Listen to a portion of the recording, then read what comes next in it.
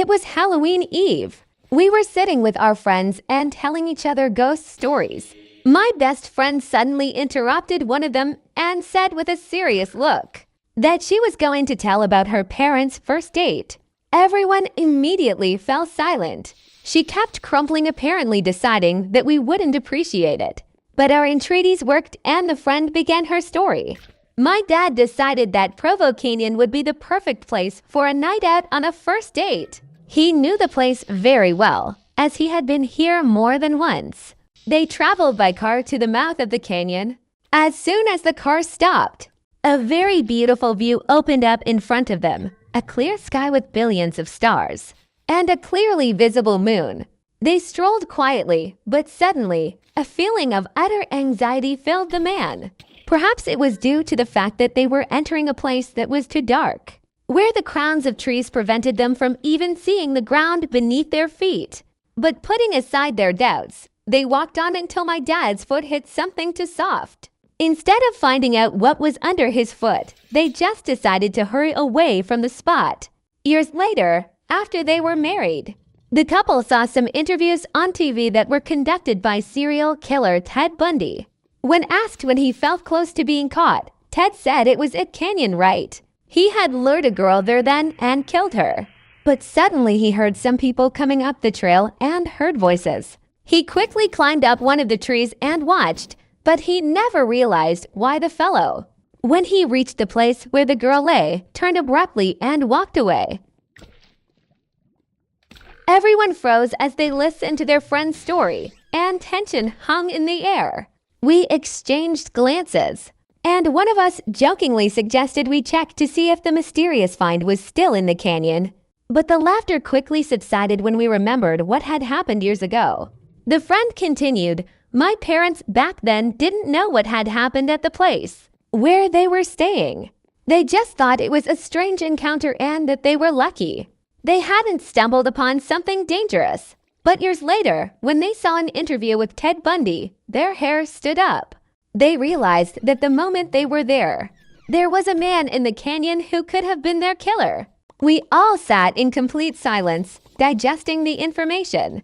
"That's just awful," one of the girls exclaimed. "How could you be so close to danger and not even know it?" Her friend nodded. "My parents always said intuition was an important skill. They sensed something was wrong, so they left quickly. It saved their lives." Our company, accustomed to fun ghost stories and myths, was now immersed in somber musings. Suddenly, one of our friends, who had always been a skeptic, said, "But isn't this just a coincidence? Maybe they just made up this story to make their memories more interesting." "I don't know," replied the friend, "but I have another story that might interest you. It happened to my grandparents." We all froze again in anticipation. The friend continued, "When they were young, they too decided to spend an evening in the canyon. It was in the 70s, and they didn't know about what had happened to that girl. They were in love and enjoying nature until they noticed someone watching them. It was a strange person who stood at a distance and didn't move. My grandmother felt afraid and they quickly returned to the car. The next day, they read in the newspaper that a girl was missing in the same neighborhood. It was the same man who had been watching them. They never found out what happened, but it left a deep mark on their memory." The story was getting more exciting by the minute.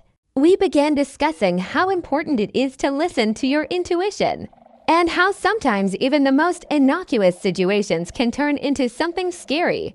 "You know," one friend said, "this reminds me of how we sometimes ignore our fears. We think it's just our fantasies, but it might actually be a self-preservation instinct."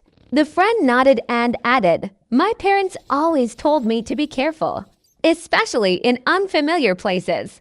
They taught me that it's important to listen to your feelings. Sometimes it's better not to take a risk than to regret it later."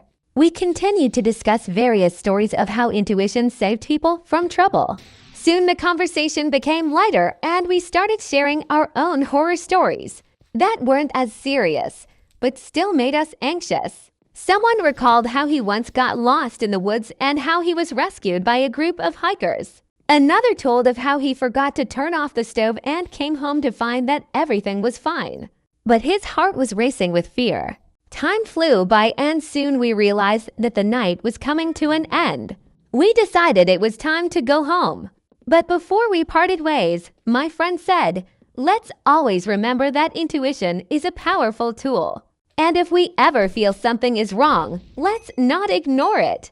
Everyone agreed, and we parted ways, full of thoughts about the importance of being attentive to our inner voice. When I went to bed, I couldn't shake the feeling that the night had left us with something more than just fears and stories. It reminded us that life is full of surprises, and sometimes it's better to listen to your instincts than to take risks.